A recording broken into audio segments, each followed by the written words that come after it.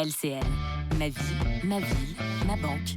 Bonjour, aujourd'hui dans le Flash des marchés financiers, nous recevons Franck Trousselier des équipes de gestion de portefeuille de LCL. Bonjour Franck. Que faut-il retenir des 2 dernières semaines? Sur la quinzaine écoulée, les marchés financiers s'inscrivent en hausse, portés notamment par la décision de la Banque centrale américaine d'initier une première baisse de ses taux directeurs le 17 septembre dernier.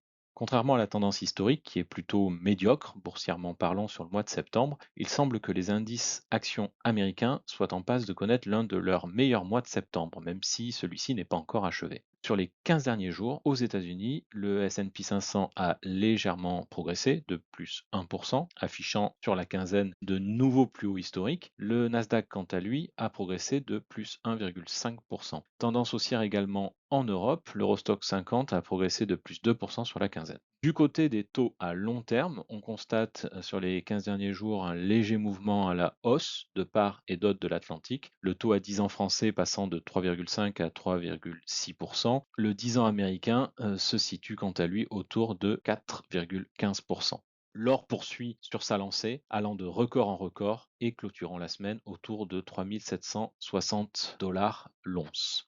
Alors l'événement particulièrement notable de ces 15 derniers jours, même s'il était attendu, réside dans la décision de la Fed de baisser ses taux directeurs de moins 25 points de base en les portant de la fourchette 4,25-4,50 à 4,25%. Certes, cette annonce était anticipée et prise en compte par les marchés. Néanmoins, le discours de Jérôme Powell tente à laisser penser que les décisions de la Fed seront désormais guidées davantage par l'état du marché du travail et de l'économie américaine. Bien entendu, il n'est pas question pour les membres de la Fed de relâcher totalement leur attention concernant les risques d'inflation. Néanmoins, on perçoit que les curseurs bougent désormais en faveur du soutien à l'économie.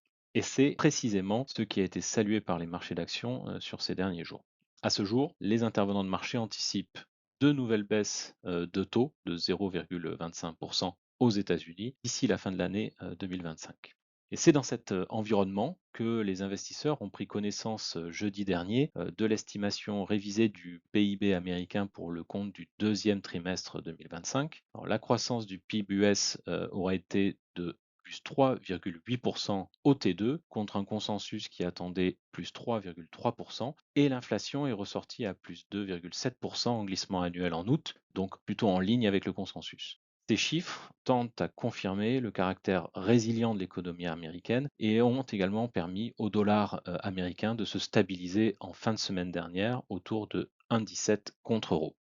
En Europe et plus précisément en Allemagne, l'indice IFO du climat des affaires a surpris défavorablement la semaine dernière. Celui-ci repart à la baisse en septembre après 8 mois d'amélioration. Il se dégrade à la fois dans l'industrie, les services et le commerce de détail. Dans l'industrie, toutes les composantes sont en baisse et en particulier les perspectives et les carnets de commandes. Seule la construction montre des signes d'amélioration. Ce recul reflète une révision à la baisse des perspectives de reprise économique pour les prochains mois. Au niveau sectoriel, sur la semaine écoulée, les entreprises du secteur de l'énergie ont progressé suite à la hausse des prix du pétrole, en partie due au ton plus ferme des États-Unis à l'égard de la Russie. Le secteur de la santé, quant à lui, a été plombé par l'annonce de Donald Trump de la possible mise en place de droits de douane de 100% pour les médicaments brevetés. Une annonce qui, précisons-le, demeure assez floue à ce stade. Merci Franck pour cette analyse. Nous nous retrouvons dans 15 jours pour un nouveau Flash des marchés financiers. Au revoir. LCL, ma vie, ma ville, ma banque.